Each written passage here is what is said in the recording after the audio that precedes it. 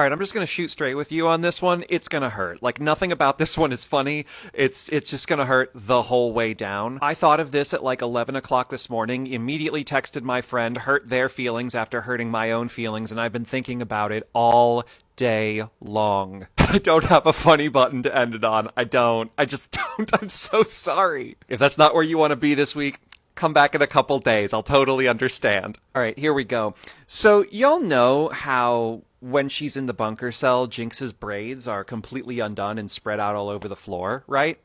Why do you think that is? Because, meta speaking, it makes sense. She's completely unraveling. Her entire life is falling apart. Why wouldn't her hair be a complete mess, right?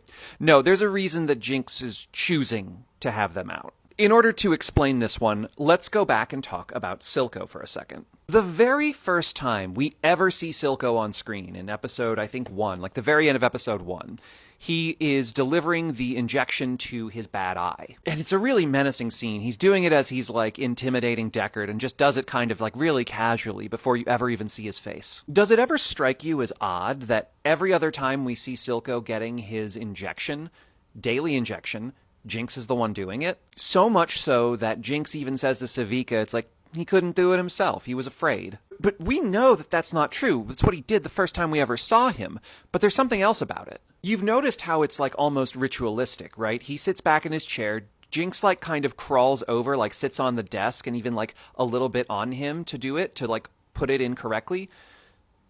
It's almost like something a child would do, right? A habit that was maybe formed out of a pattern when Jinx was smaller. When Powder, who was reeling from Vi's rejection because she was never trusted, was suddenly given a object of trust and trusted to take care of something. Silco gave this little girl something to feel useful that she would have to do every day. And Jinx has clearly done it for a long time. Look how comfortable she is with the little needle itself, the way she spins it around her finger. She's clearly familiar with it. This also kind of explains why she freaks out so much when Silco says he'll have Savika clean up Jinx's mess, because it's a sign that he doesn't trust her with something. So what does she do? She lashes out and she goes and steals a gemstone. Bluntly speaking, that's not terribly important to this particular story, but I'm wondering if some of you are already ahead of me. See, the thing about Jinx's braids is we understand that they are a pass down from her mother in a way. And whether Silco is responsible for helping her into that hairstyle or for something she always wanted to do when her hair got long enough, either way,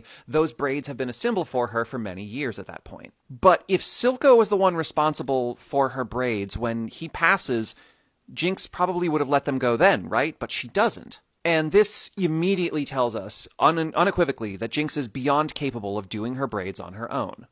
So what if I told you, you're with me now, right? What if I told you I don't think she did? Because see, we already see the things that Jinx does with Isha that she unequivocally learned from Vi, right? Like, yes, there's the things that she didn't get to do enough of with Vi, but there are the things that come from a love shared with her that she shares again. Remember, message of the series? And so Jinx, who's lost a finger, and for months and months has this little child that she's taking care of.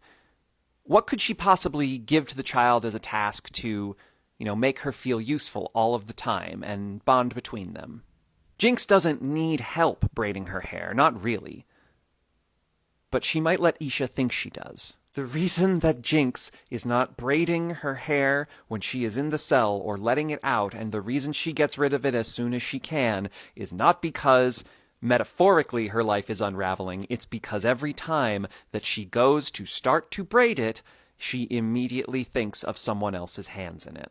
And that every single person who had some shape in those braids, whether it be her mother, whether it possibly be Silco, or whether it be Isha, all of them are gone, and she blames herself for all of it.